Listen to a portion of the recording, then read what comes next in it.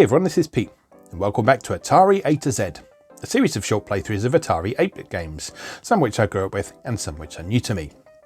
Today is one of the latter. Today we're looking at Into Deep, which was a 1987 release from Computronic, which was a German magazine that covered a variety of different platforms. In the game, you take on the role of a harmless spaceman who's been thrown into the labyrinths of Gotham by the evil Emperor Yolog the Fat. You must find your way to a transmitter in order to escape, but there's plenty of obstacles in your path. The game is a type-in machine code game of the type frequently seen in computer magazines of the period. You type the program in BASIC, and that would generate an executable file for either cassette or floppy disk. Into Deep was such a substantial program though that it actually required two separate BASIC listings to generate the game file separately, then a third listing to link the two together. According to some in-game scroll text, this game is the last Atari project by programmer Frank T. Wittenmeyer. He intended to switch to programming for the Commodore Amiga from there on, so good luck to him, I guess. Anyway, let's go play Into Deep.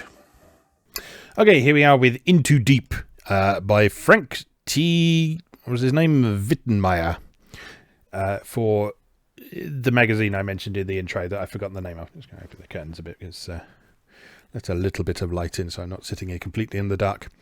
Yeah, so this was a type-in machine code listing that came in two parts. So you had to type in two basic programs and then run them.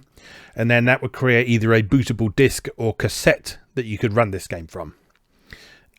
Once you'd run this third linker program to put the two data files generated together. So yeah. Anyway, yeah, as you can see in the scroll text down at the bottom as well, this was Frank T. Wittenmeyer's last project for Atari 8-bit. From this point on, he decided to start working on the Commodore Amiga, which was not unusual because the Commodore Amiga had superior graphical capabilities and sound capabilities to the Atari ST in a lot of regards.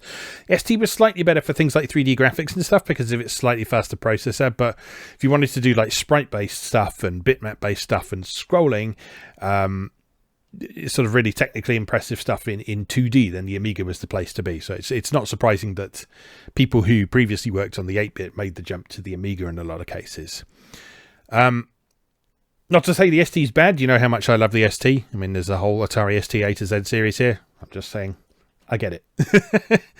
All right, let's play. So this game is a bit like Activision's classic H.E.R.O, in that you can walk around on platforms. You can also fly. You have a jetpack in this one, though, so it's not implemented in quite the same way as H.E.R.O, in that you can actually hover indefinitely. If you let go of the controller, you can just sort of hang there, which is a little bit easier to control than H.E.R.O is, if anything. Just like in H.E.R.O, you have to destroy these walls by dropping dynamite in front of them, which you do by standing in front of them and pushing down on the joystick. And instead of rescuing miners, you're simply making your way to the exit of the stage. And you've got enemies along the way. Just like in H.E.R.O, you fire lasers out of your eyes.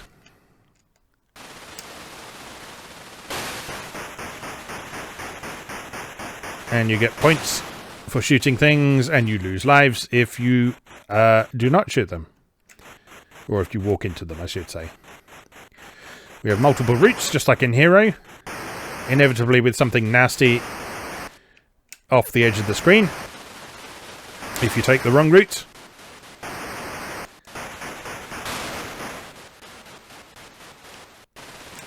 Which necessitates sort of learning the game as you go.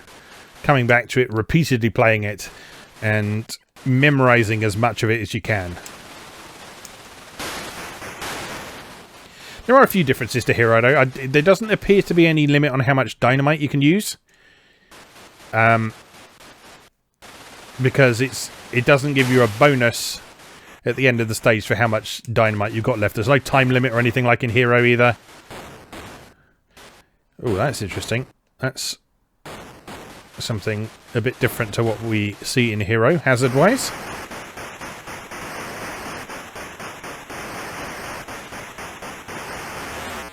Whoops. We actually got a choice of route to deal with here as well. Slight difference in game structure as well. In H.E.R.O, when you died, you would pick up where you left off, but in this one, it sends you back to the start of the level.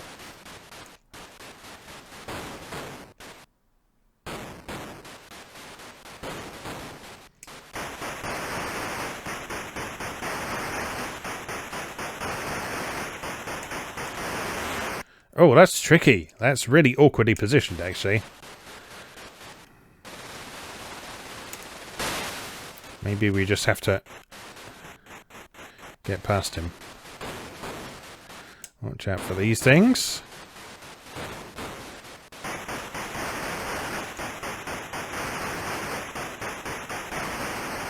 Maybe that's it. Yeah, we just fly past like that. Let's have a look this way first. Or do we want to go down there? This is interesting. It's actually quite a while before the original H.E.R.O offers... Oh dear, that's unpleasant. I was going to say, it's quite a while before the original H.E.R.O starts offering you choices like that, but they come much sooner in this. Alright. Okay, we can also start where we left off as well. You can press the select key to start at the different worlds and the option key to start at different sub-stages as well. So that's nice. You don't have to go from the beginning each and every time, or if you want to practice a particular stage, you can start from that stage, or if you just want to see what the later stages in the game look like, you can do that too. Always nice when you give them the option. Right, so we know what to do here. I'm just not going to bother going that way.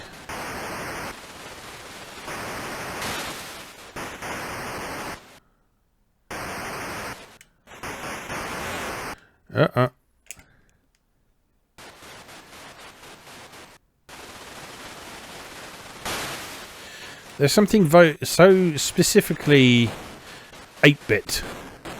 Not necessarily Atari 8-bit, but just 8-bit games in general, to see enemies that are just moving backwards and forwards and not really paying any attention to you whatsoever and just getting in the way like that. Like that dude down there, that is such an 8-bit enemy.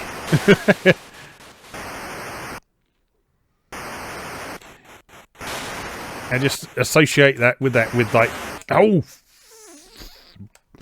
with like classic platformers like Jet Set Willy, Manic Miner, Miner 2049er and that sort of thing.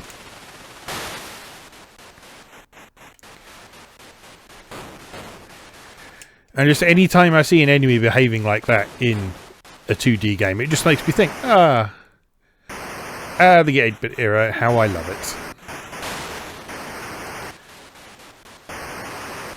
And so, if you're trying to design a game that is authentically capturing the 8-bit era, make sure you have some completely mindless enemies who are doing nothing useful. Oh no! This is really hard.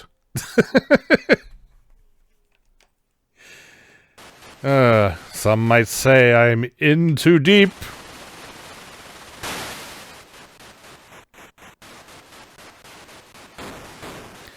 Yes, anyway. But yeah, I like this game. This is a really high quality machine code release. I mean, this is sort of commercial quality. A lot of typing machine code games from magazines of the period were very good. But also sometimes there was a distinct sense that, like, yes, you can tell this was a magazine listing, that this is a public domain game. Oh, those walls hurt. Oh dear. But this feels like a commercial release. I think the only thing that sort of detracts from that, I think, is the scroll text at the bottom. Because although there are some cases of programmers leaving little messages for players in their games like this, it's quite rare to see something that has a constant scroll text like that. I mean, Activision did very simple scroll text in all their games to credit the designers of the games and so on. That was like their big unique thing that Activision did back in the day, is they actually credited their programmers and game designers.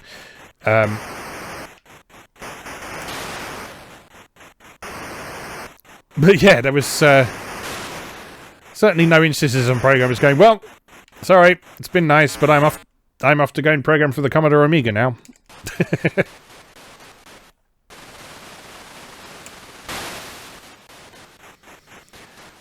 I want to clear this stage. I could totally do it. I have the skills to, as they say, pay the bills.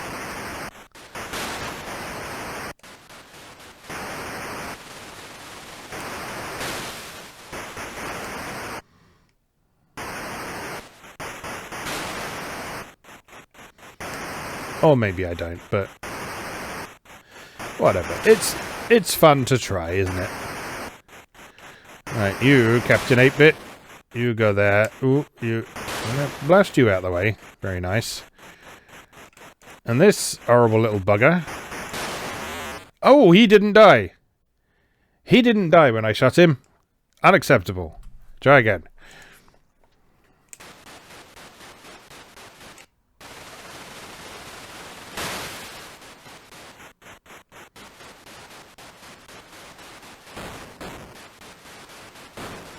So I guess we've just got to find our way around that one.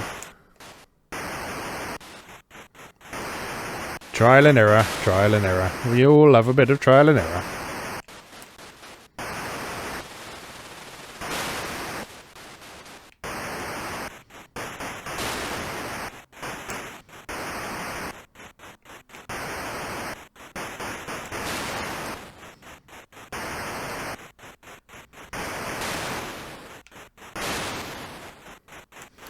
Right, so just time it carefully, just so we get...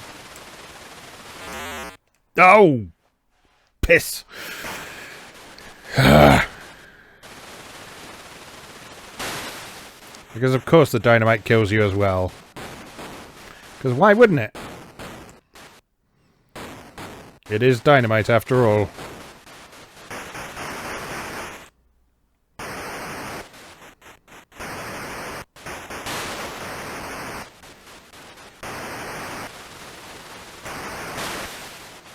Tell you what would have been nice for this game is a nice bit of pokey music. If this had been developed a bit later, I bet there would have been some Polish pokey genius who would come along and compose some sort of magnificent soundtrack for this. Right. Let's just land there. Can we shoot this thing?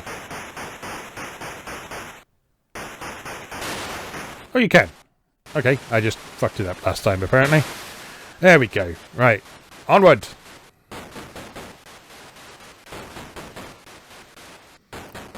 Oh, I don't like this. I bet that kills you if you touch it as well, doesn't it? I mean the thing that's shooting the fire, not the fire itself, because obviously the fire kills you. Oh, enemy lifted wholesale from H.E.R.O, you say? Cheeky. Very cheeky. But not entirely surprising. Oh no! Oh, we're gonna do all that again! Oh. That's harsh. And a pretty sudden escalation in difficulty, I have to say. Only the third level, remember?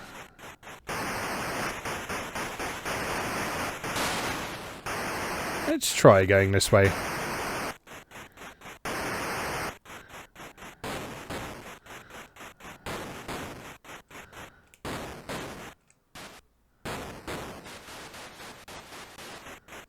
No, that's just a dead end. Excuse me.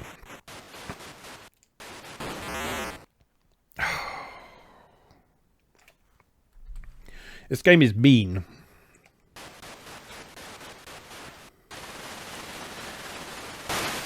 But I'm not going to skip this level. No, no, no, no, no. I'm not going to skip the level because I'm not lame. I can do this. I can 100% do this.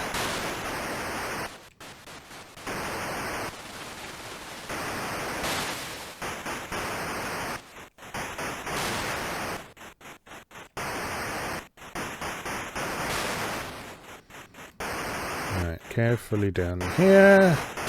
Destroy Captain 8-Bit. Destroy other Captain 8-Bit. Avoid Batty McBatface. Shoot Batty McBatface. With the very specific timing required. Oh, come on!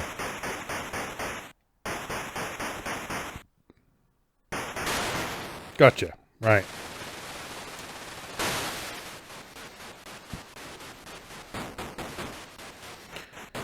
Alright, just hover politely over this thing. Carefully through here. Watch out for Snaky McSnakerson in the wall there. Try not to get killed by Floaty McFloatface. Over the Snappy McSnapsons. Kill the thing. Take note of the lightning blasts which are appearing in the final chamber. And which will almost certainly appear at the exact moment I walk through there. No? Yes, alright. Hooray! I've done it! Stage 1-4. Let's look down here.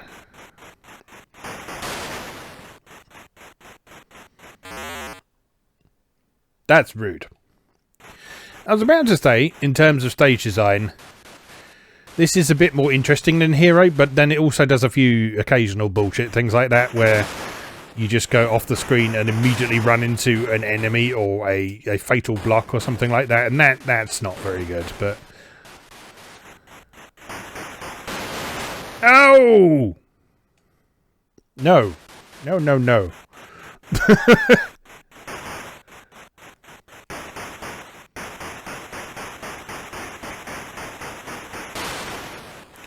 Right, keep to one side. Oh! Ballsack! Right. Stage 1-4. Let's see if we can at least finish the first world. Right, keep left, but not too much, because there's a snaky steak. Bomb thing.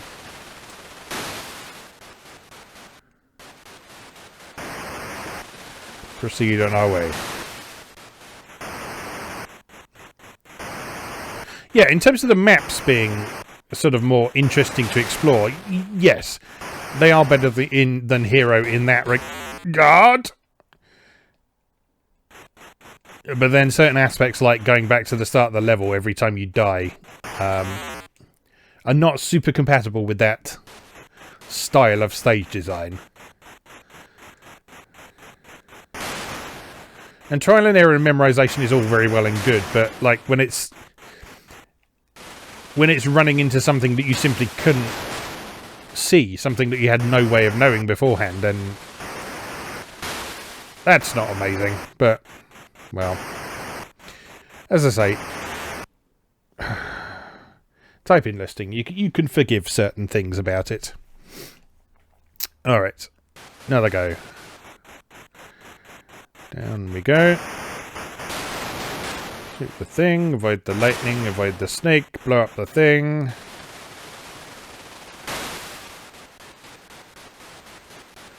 Blow up the other thing. Avoid the flaming death. Rude. See, that sort of thing is rude. There was nothing I could do about that. Like, how am I supposed to time flying down if I can't see the thing? Let's try going this way. Maybe we're supposed to go this way. Yes, we're supposed to go that way, because those are the snappy things that killed me before. Okay.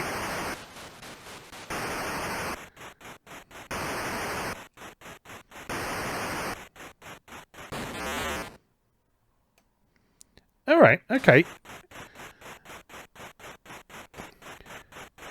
I'm starting to feel slightly more open to the design of this level.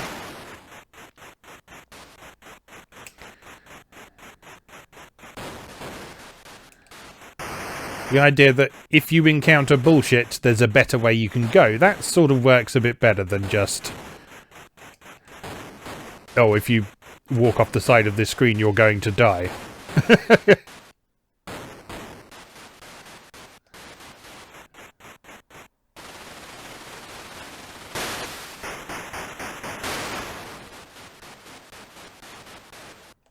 Oops. More flaming death. Fly over the top, taking care not to bang our head on the ceiling. Drop your bomb. Oh, too close. Too close. You have to get a fair old distance away from them. Alright, we can do this. We can do this.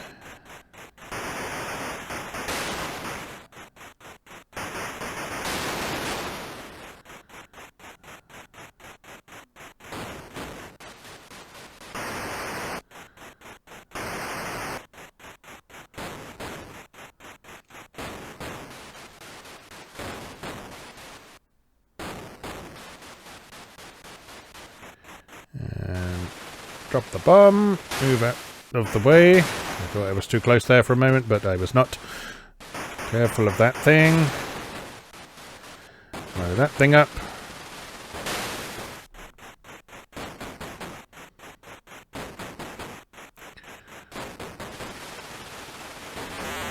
Oh! Banged head on fatal ceiling. Not good. Oh. I'm losing concentration. Come on, focus.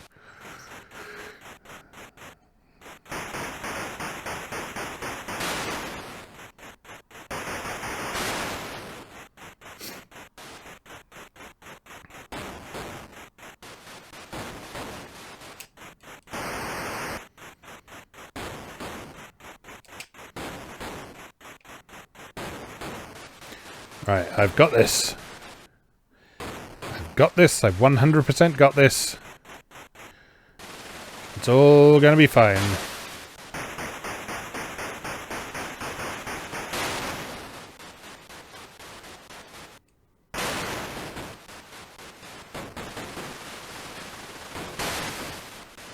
Now, I have a question.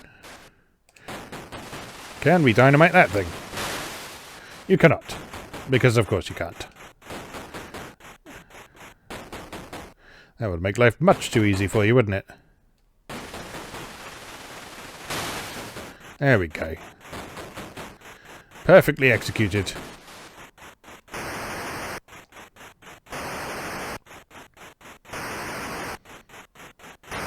Oh!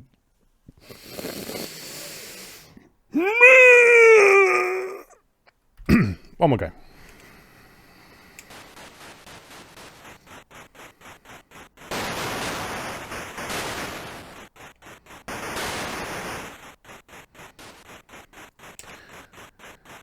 See, this game has its annoyances, but it's also... I don't know if fair is the right word, because there are instances where I would argue that it's not super fair, but the fact you can just pick up at the level you left off is nice. Because it means you don't have to repeatedly replay stuff that you know how to do. You can just get on with it. You can just get on with trying to solve the level that you're stuck on.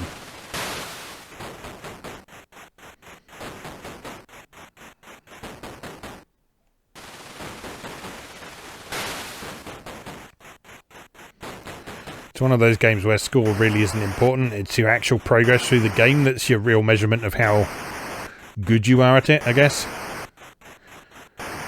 Now, what killed me last time? Was it that? It was the fiery thing, wasn't it? Because I timed it poorly. Oh! That is some bullshit right there.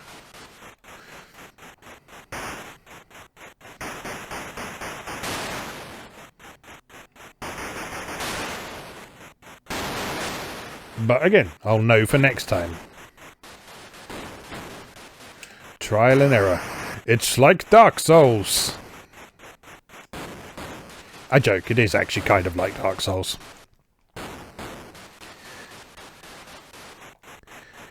Because part of the reason that Dark Souls and its stablemates are regarded as difficult is because in a lot of places they incorporate little tricks that are a bit like this. They're not necessarily quite as unfair as this, but there are still sequences in all of the Souls games where if you're not paying attention, it might feel like you're running into some absolute unavoidable bullshit.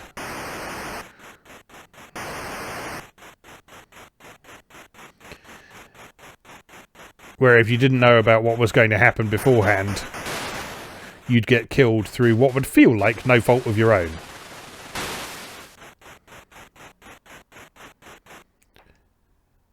Entering stage 1-5. Oh, and H.E.R.O was thinking there were only 4 stages to a world, but no, apparently this is not a Mario game.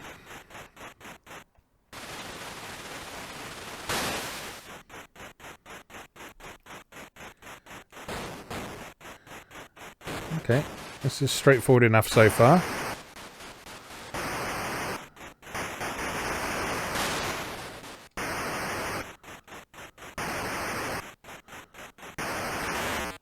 Oh, I hate it when they do that.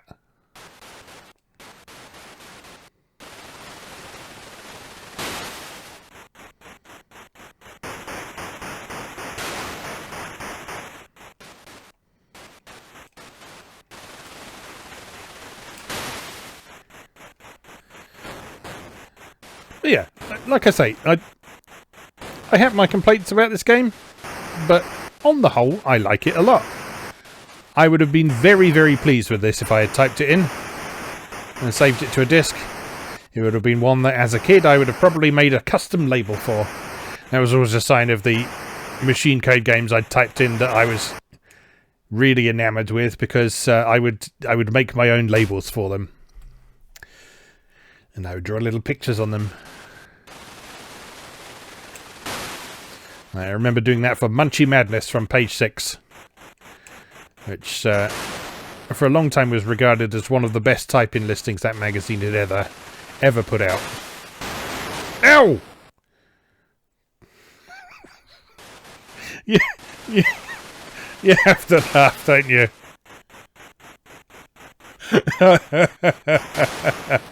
That genuinely was quite amusing.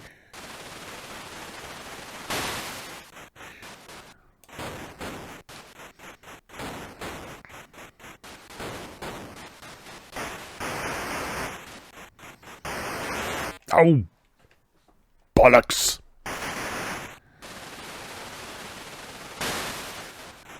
Right, I'm going to do this. I'm going to do this. It's not hard. It's just about observation, memorization. That's all it is.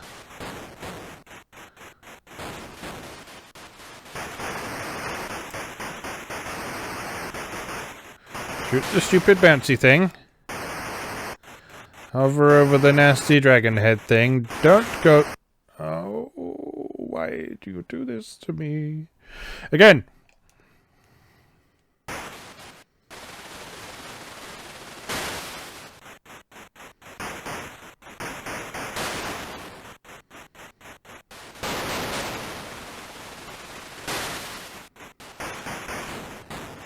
Right, I'm going to go ahead and assume that those flames go on a timer that is global from screen to screen.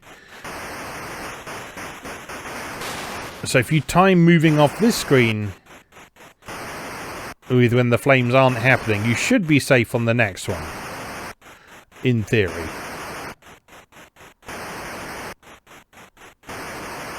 Right, so if I wait there and go down... Yes! I was correct!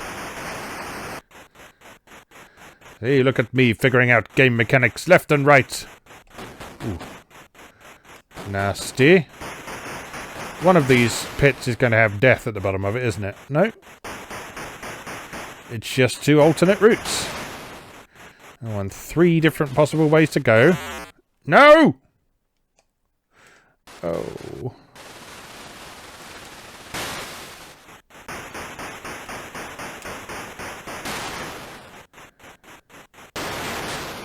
Oh, cursed lightning!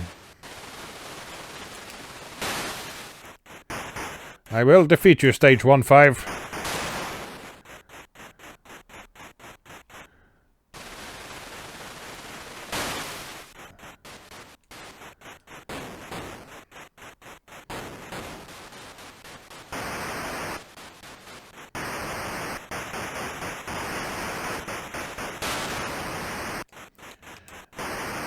Right, carefully.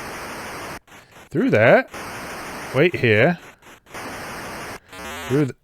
No, you die if you hit the thing on the wall as well. That's good to know. Again. We may be here a little while, but I'm going to make it. You'll see. You'll all see.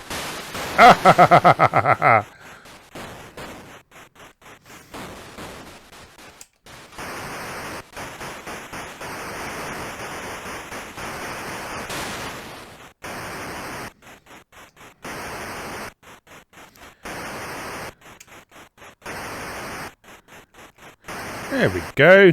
Easy. See? Very easy. Then we go down here and make sure we don't bump into the next bit of nasty wall. Kill Snaky McSnakerson. Let's have a look this way. Hello? Suspiciously quiet room. That probably means lightning. Yep. See, I know your game. In too deep. I know how your nonsense works. Oh, that wraps around. Okay. So we don't want to go either of those ways. We want to go this way and die? No.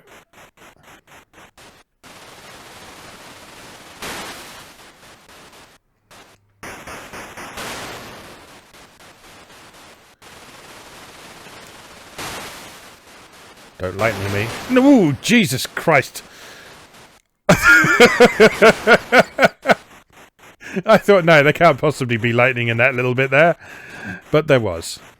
Oh, there was.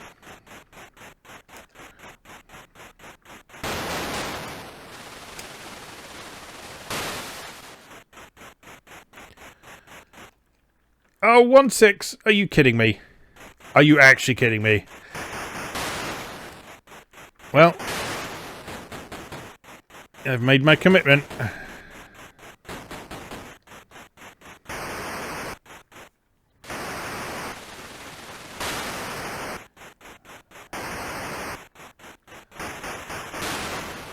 That's a dead end, so I don't need to blow up that wall.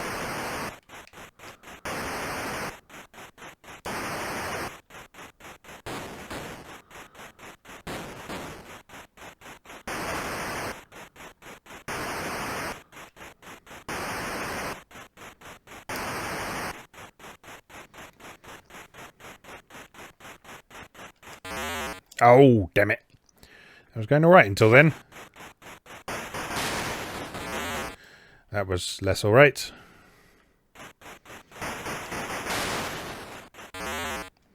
Also less alright.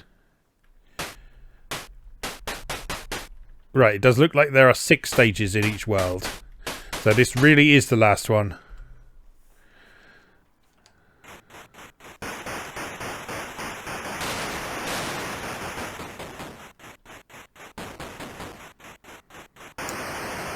I've got this.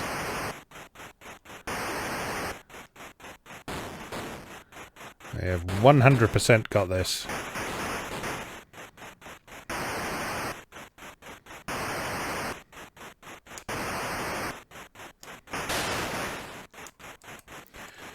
What killed me last time? I can't remember. Oh, it was a Captain 8-bit, wasn't it? Alright, so... there we go.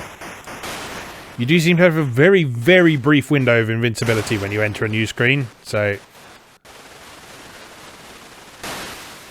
if you're firing at that point, you will often be able to keep yourself safe.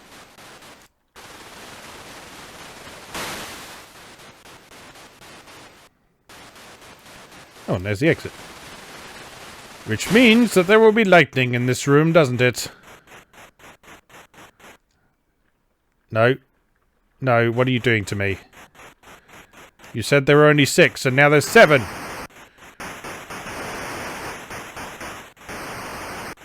Why did you lie to me, game?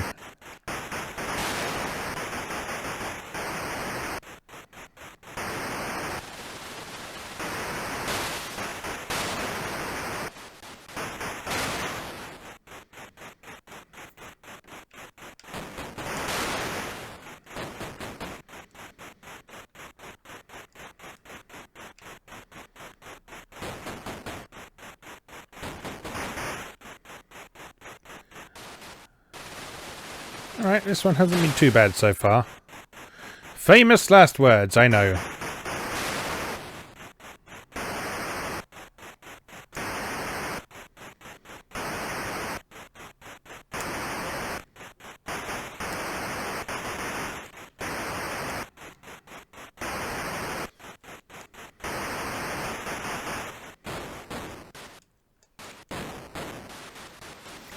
I'm starting to get a feel for this game's kind of design language now. Sort of learning to what to expect from screen to screen.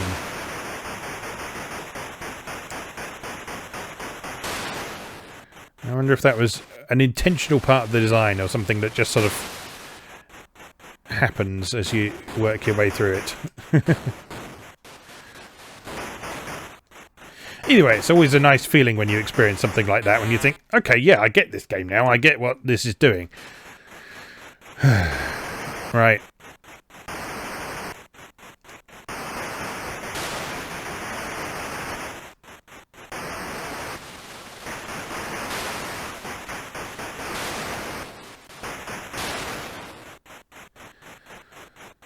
So, down the left of this one.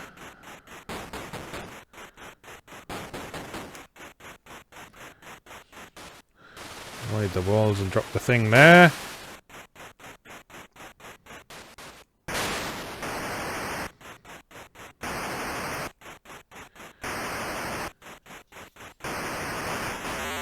Oh no!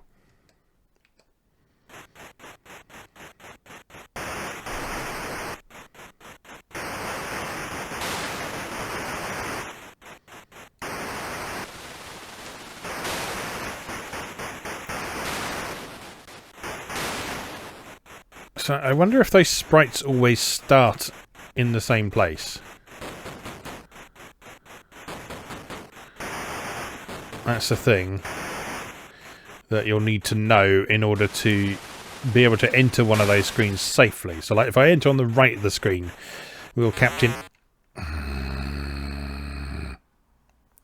8-bit always be on the left? I guess we'll find out.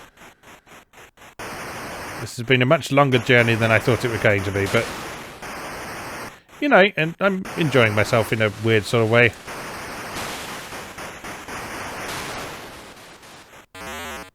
Piss! Honestly, I am enjoying myself.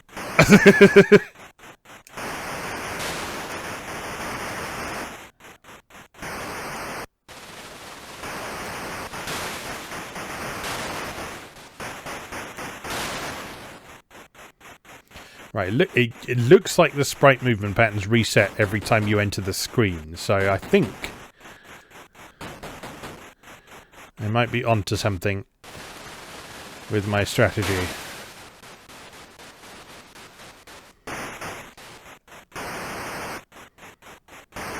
So if I drop off the bottom of here and stay on the right, there we go. Safety!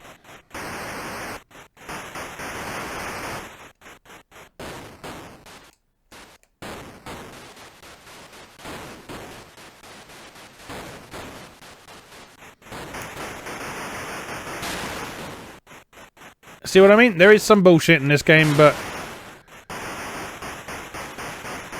it also has some consistent behaviour that you can learn, you can figure out, and you can sort of come to expect what the game is going to throw at you next. So you know when there's going to be a narrow passageway like that, there's probably going to be the snappy things.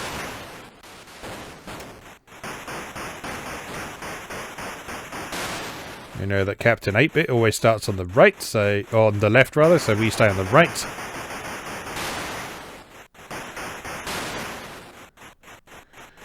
We know it's usually a bad idea to stay in the middle, because there's often blocks in the middle made of the unpleasant fatal lava stuff. You know that wide open spaces often indicates lightning.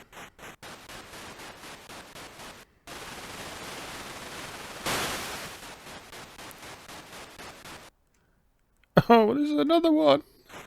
There's another one! Why is there another one?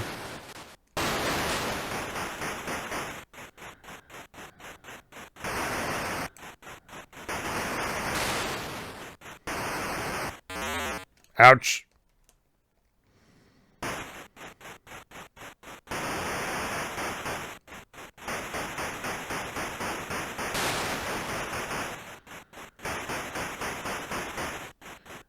That's looping, isn't it? Yes, it is. I'll get you next time, Gadget. No, that is... Is that also looping? I think that is also looping. Oh, I don't know anymore.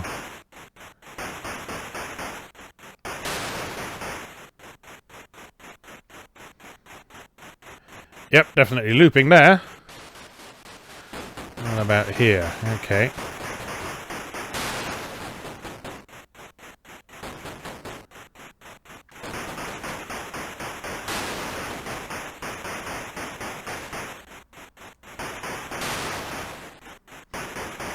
Okay, this looks promising. Or does it? It does look promising.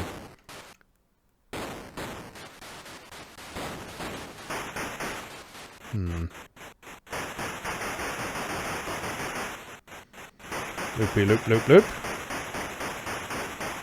No, go away. Does that also mean loopy loop loop loop from this side? It does. So this way. Okay, I get how this level works.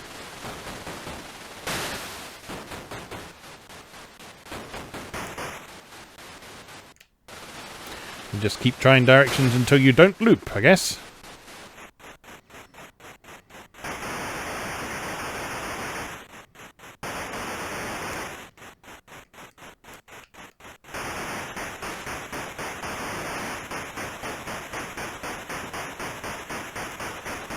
Die, thank you.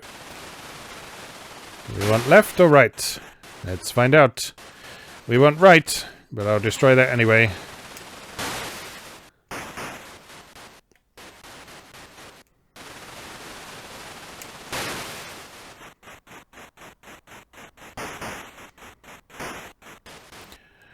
This one's actually a really clever level. This is a nice little puzzle to solve. Oh no! I think I'm gonna have to stop there because well, we've been going for 42 minutes already, and no, I like that. Despite its annoyances, despite its heavy emphasis on memorization and stuff, that's good. There's some really interesting and devious level design in that game, and a lot more levels than I would typically expect from this sort of thing. And like Munchie Madness that I mentioned earlier, that had 4 levels. I mean, it was a long type-in listing as it was, but it had 4 levels, which then repeated but faster. Whereas this has got apparently a bajillion levels, and it just keeps going.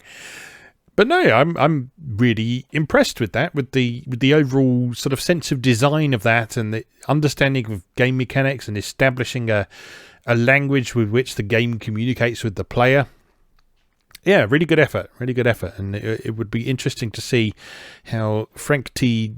What was his name? Wittenmeyer, then developed those skills that he's obviously got on the Commodore Amiga as well. So yeah, if you are an Amiga fan, see if you can track down some of his stuff and see what he made, because chances are, judging by this, he could have made some really interesting stuff. I'm being bombarded by sunlight again. Anyway, let's leave that there for now. As always, thank you very much for watching, and I'll see you again next time.